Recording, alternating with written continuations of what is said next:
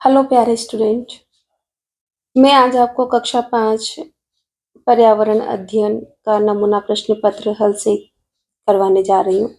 ये RSCERT द्वारा प्राथमिक शिक्षा अधिगम स्तर मूल्यांकन के द्वारा जारी किया गया नमूना प्रश्न पत्र है। यहाँ पर आपको सभी प्रश्न करना अनिवार्य है। आपको अपनी उत्तर पुस्तिका के किसी भाग को नहीं फाड़ना है, खराब नहीं करना है, ना ही अलग करना है। अंक भार जो सामने अंकित है उन्हीं के अनुसार आपको करना है। सबसे पहले विद्यार्थियों को अपने नाम, दिनांक और दिन वार लिखना जरूरी होता है। इन सब दिए गए निर्देशों का स्टूडेंट आप सबको ध्यान रखना है और उसी के अकॉर्डिंग फिर आपका पेपर स्टार्ट करना है। तो बिना किसी समय गंवाए हम शुरू करते हैं। प्रश्न नंबर 1। स्टूडेंट, मैं आपसे कहूँगी यदि आपने मेरे चैनल को सब्सक्राइब नहीं किया है, लाइक नहीं किया है और शेयर नहीं किया तो जरूर कर दें। इससे पहले मैं सभी विषयों के मॉडल टेस्ट पेपर डाल चुकी हूँ। नमूना प्रश्न पत्र आप उन्हें देख सकते हैं। निम्न में से रानी चींटी का कार्य है, तो आपको पता है रानी चींटी का कार्य तो अंडे देना होता है, तो आपका ऑप्शन अ सही है। आपको यहाँ अ लिख देना है बेटा, है ना। निम्न में से कौन सा लक्षण पोलियो रोग का नहीं है? पोलियो रोग में क्या क्या नहीं होता? बुखार आता है, सिर दर्द होता है, हाथ पैर में अकड़न होती है, पर नाखूनों का पीला होना तो पीलिया रोग में होता है, तो पोलियो का लक्षण नहीं है। तो ये सा ऑप्शन आपका सही है। संयुक्त एवं एकल परिवार में क्या अंतर है? कोई अंतर बताना है आपको। 3 अंतर। कितने? 3 अंतर लिखने संयुक्त परिवार और एकल परिवार में। तो देखो बेटा, संयुक्त परिवार में कौन कौन होता है? दादा दादी, ताऊ ताई, माता पिता, चाचा चाची, उनके बच्चे, बुआ, सभी साथ रहते हैं। जबकि एकल परिवार में माता पिता और उनके बच्चे ही साथ रहते हैं। आप अपनी मर्जी से किसी और भाषा में भी लिख सकते हैं। संयुक्त परिवार में बच्चों के पालन पोषण में सभी लोग सहयोग करते हैं, मतलब पालन पोषण करने का, बच्चों में पालन पोषण करने की जिम्मेदारी परिवार के सभी सदस्यों की होती है। जबकि एकल परिवार में बच्चों का पालन पोषण केवल उनके माता पिता ही करते हैं। आप अपनी भाषा में लिख सकते हैं। इसी का आगे ऑप्शन देखिए। संयुक्त परिवार एक बड़ा और विस्तारित परिवार होता है, बहुत बड़ा होता है और विस्तारित परिवार होता है। जबकि एकल परिवार एक छोटा और सीमित परिवार होता है। यहाँ सदस्यों की संख्या लिमिटेड होती है और यहाँ पर अनलिमिटेड, असीमित, कितनी भी हो सकती है, 5, 10, 15, 20, कितना भी हो सकता है। जबकि यहाँ पर 2, 4 या 6 सदस्य ही होते हैं। आमाशय में भोजन कितने समय तक रहता है? तो आपको पता है आमाशय में भोजन सिर्फ 3 या 4 घंटे तक ही रहता है। जंगल में वृक्षों के अलावा और क्या क्या होता है? लिखिए। जंगल में वृक्षों के अलावा जंगली जानवर होते हैं, कीड़े मकोड़े होते हैं, पक्षी आदि होते हैं। देखो बेटा, दूसरी जगह बसने में लोगों को कौन कौन सी परेशानियों का सामना करना पड़ता है? कोई 2 परेशानी। देखो, दूसरी जगह पर रहने पर आवास की, रहने की समस्या होती है, भोजन पानी की उचित व्यवस्था करने में समस्या का सामना करना पड़ता है। यहाँ तक कि आजीविका यानी कि रोजगार की तलाश करने में की भी एक बहुत बड़ी समस्या होती है, जिसका सामना करना पड़ता है। दूसरी जगह जाओगे, अपना काम धंधा तलाश करना होगा, आपको नए मकान की आवश्यकता होगी, है ना। कैसे कहाँ पर क्या करना है, बच्चों के स्कूल की परेशानी हो सकती है, भाषा की परेशानी हो सकती है, तो बहुत सारी परेशानी अपने हिसाब से लिख सकते हैं। शारीरिक अक्षमता के बावजूद लोगों में क्या क्या योग्यताएं होती है? अगर कोई व्यक्ति विकलांग है तो बताओ उसमें क्या क्या अच्छी चीजें भी हो सकती है। तो शारीरिक अक्षम लोग उल्लेखनीय क्षमताएं होती है, अनुकूलन विकसित करते हैं, जिनमें शामिल है उन्नत इंद्रियां, मतलब उन्हें सुनने की तेज क्षमता होती है। अगर कोई सुन नहीं सकता तो उसे देखने की क्षमता ज्यादा अच्छी होती है, समझने की क्षमता ज्यादा होती है। तो उन्नत इंद्रियां, अनुकूलित मोटर कौशल, है ना, असाधारण स्मृति, उनकी स्मृति क्षमता भी बहुत अलग होती है कि वो 1-2 बार जो चीज को पढ़ ले, सुन ले, वो हमेशा याद रखते हैं। संज्ञानात्मक क्षमता यानी कि वो अपने, सिर्फ जैसे कोई अंधा व्यक्ति है तो उसे छू कर ही वो किसी चीज को समझ जाएगा, है ना। भावनात्मक बुद्धि बहुत ज्यादा होती है, रचनात्मक कौशल उनके अंदर बहुत ज्यादा होता है, प्रतिपूरक शारीरिक क्षमता, तकनीकी कौशल होता है, सकारात्मक सोच और कौशल, कला कौशल आदि होता है। आपको ये भाषा अगर नहीं लिखनी आती है तो आप लिख सकते हैं शारीरिक अक्षमता जिन लोगों में होती है तो उनकी ज्ञानेंद्रियां बड़ी तेज होती है, वो उनमें असाधारण स्मृति होती, और वो लोग देख कर, छू कर और हाव भाव को देखकर भी चीजों को समझ जाते हैं, और उनमें रचनात्मक तरीका बहुत अच्छा होता है। कला कौशल में भी वो लोग निपुण होते हैं।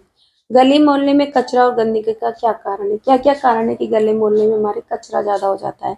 तो गली मोहल्ले के लोग स्वच्छता के प्रति जागरूक नहीं हैं, अगर वो स्वच्छता के प्रति जागरूक है तो क्यों कचरा इधर उधर फेंकते हैं? वे घर का कचरा गली मोहल्ले की सड़क पर डालते हैं, जिससे गली मोहल्ले में कचरा और गंदगी होती। देखो बेटा, दूसरे, सफाई अभी हमारी आदत का हिस्सा नहीं है। हमारी तो आदत है कि इधर उधर कचरा फेंकने की, तो वो सफाई हमारी आदत में नहीं आई है। कौन कौन से खेल बंद जगह कमरे में खेले जा सकते हैं? तो आप सोचो कि कमरे के अंदर बैठ के कौन से, बिलियर्ड्स खेला जा सकता है, शतरंज, टेबल टेनिस, सांप सीढ़ी आदि खेल बंद कमरे में खेले जा सकते हैं, ताश खेली जा सकती है ना। पानी और शेष पोषक तत्वों का अवशोषण किया जाता है। पानी और पोषक तत्वों का अवशोषण किसके द्वारा किया जाता है? आप जानते हैं कि हमारे शरीर में जो बड़ी आंत होती है ना, उसमें पानी और पोषक शेष जो बचे कुचे पोषक तत्व हैं, उसका अवशोषण बड़ी आंत में होता है। ऑप्शन ब। दिया गया चित्र किससे संबंधित है? कृमि नियंत्रण का उपाय, व्यक्तिगत स्वच्छता, स्वच्छ पेयजल या ब दोनों? तो यहाँ देखो, कृमि नियंत्रण का उपाय किया जा रहा है ना। कृमि नियंत्रण का उपाय किया जा रहा है, यानी कि हाथों को साफ सुथरा किया जा रहा है। इसके बाद में देखिए, स्तंभ अ को स्तंभ ब से मिलान करना है। तो यहाँ पर आपको सबसे पहले क्या देखना है? गुलाब क्या है? गुलाब एक तना है। पत्थर चट्टा क्या है? एक पत्ती है। चना क्या है? एक बीज है, जिसे उगाया भी जाता है। आपने देखा होगा ना, घर में चने अंकुरित कर लिए जाते हैं, यानी कि चने का पेड़ सा लग जाता है, छोटा सा अंकुरन आता है ना। अगर आप उसको जमीन में गाड़ दो तो आगे जाके पेड़ बन जाएगा। जमीन के पौधों को पानी में उगाने पर क्या होता है? कोई 3 बिंदु बताना। जमीन के पौधों को पानी में उगाने पर क्या होता है? जमीन के पौधों को अगर हम पानी में उगाएंगे तो वो मर जाएंगे, उनकी वृद्धि रुक जाएगी, उनकी जड़ें कमजोर हो जाएगी, जो भी आप लिखना चाहें। पौधों को ऑक्सीजन की कमी का सामना करना पड़ेगा एवं दुर्बल हो जाएंगे। पौधों की पत्तियां पीली पड़ जाएंगी, उनकी वृद्धि रुक जाएगी। पौधों की कोशिकाएं अपना काम करने में असमर्थ हो जाएंगी और अंत में पौधे गलकर नष्ट हो जाएंगे। जो जमीन में उगने वाला पौधा है, अगर वो पानी में उगेगा तो उसकी ऑक्सीजन की कमी हो जाएगी, क्योंकि बाहर से खुली हवा तो उन्हें कम मिलेगी, है ना। पौधों की पत्तियां पीली पड़ जाएगी, क्योंकि ज़्यादा पानी से पौधे की पत्तियां पीली पड़ जाती है और पौधों की कोशिकाएं अपना काम करने में असमर्थ हो जाएगी। ऐसी स्थिति में पौधे गलकर नष्ट हो जाएंगे। देखो, सिंचाई, जलीय, जल्दी, इन शब्दों को रिक्त स्थानों में भरना है आपको। कमल एक पौधा है, कैसा? जलीय पौधा है ना, कि जल में उगने वाला पौधा है। फसलों को पानी देना क्या कहलाता है? सिंचाई कहलाता है। अंडे पानी की अपेक्षा गर्म पानी में चीजें जल्दी घुल जाती है। अंडे नहीं, ठंडे, सॉरी। ठंडे पानी की अपेक्षा गर्म पानी में चीजें जल्दी घुल जाती है। आपने देखा होगा कि अगर शक्कर को अगर हम घोलना चाहे तो गर्म पानी में जल्दी घुलती है, ठंडे पानी में धीरे धीरे घुलती है। अंतरिक्ष के क्षेत्र में डॉक्टर विक्रम साराभाई के कोई 3 योगदान बताएं। तो देखो, विक्रम साराभाई को ने ब्रह्मांड और सौर मंडल के कई जटिल प्रश्नों के प्रायोगिक हल निकाले हैं। किसने? विक्रम साराभाई ने, है ना। ब्रह्मांड और सौर मंडल के कई जटिल प्रश्न के प्रायोगिक हल निकाले। उन्होंने भारतीय अंतरिक्ष अनुसंधान केंद्र की स्थापना की, यानी कि गठन किया। ये पेपर में पूछा जाता है कि भारतीय अंतरिक्ष अनुसंधान केंद्र की स्थापना किसने की? तो डॉक्टर विक्रम साराभाई ने। उनके प्रयासों से भारत आज अनेक उपग्रहों को अंतरिक्ष में छोड़ चुका है। कितने ही सैटेलाइट्स उपग्रह को अंतरिक्ष में भारत भेज चुका है? किसकी वजह से? डॉक्टर विक्रम साराभाई की वजह से। क्यों? क्या किया था डॉक्टर विक्रम साराभाई ने? अंतरिक्ष अनुसंधान केंद्र की स्थापना की थी और कई जटिल समस्याओं के प्रायोगिक हल निकाले थे। आपके जिले में कौन कौन सी फसलें बोई जाती है? तो हमारे जिले में मुख्य रूप से गेहूं, ज्वार, बाजरा, है ना, सोयाबीन, सरसों, जो आपको याद है, बोई जाती है। सड़क सुरक्षा हेतु कौन कौन से यातायात के नियमों का पालन करना चाहिए?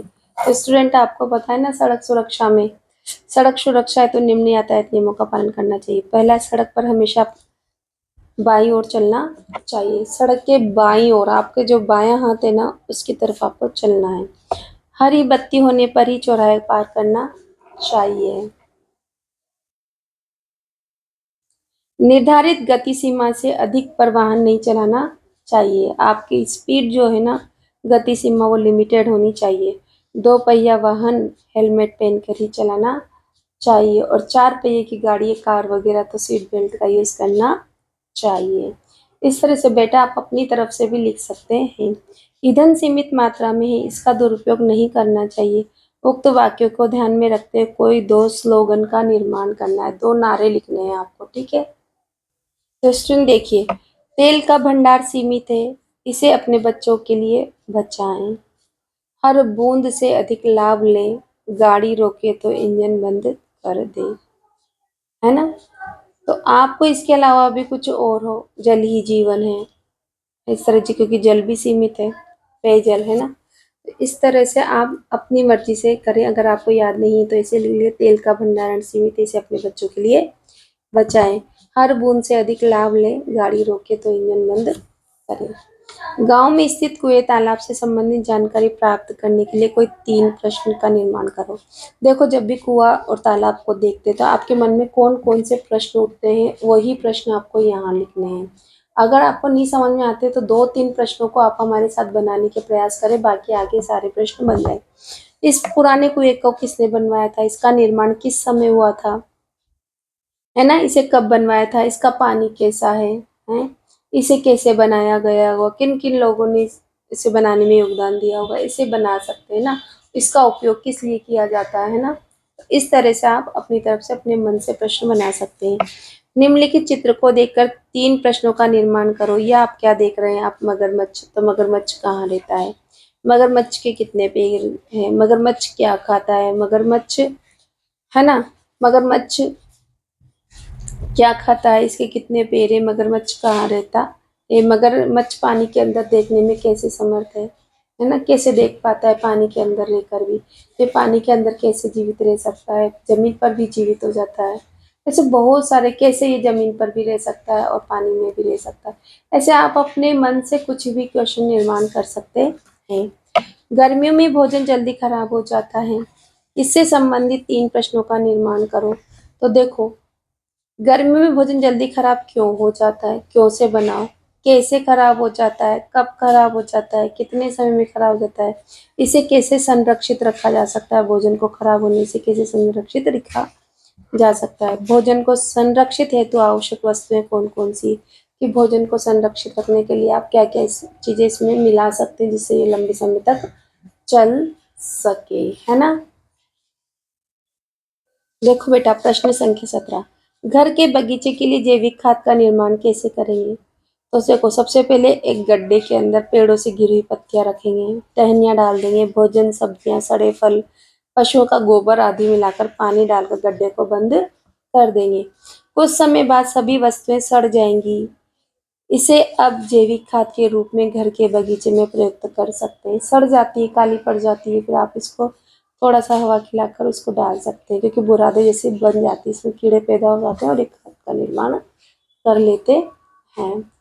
ठीक है बेटा, आगे चलते हैं, देखो क्या लिखा हुआ है।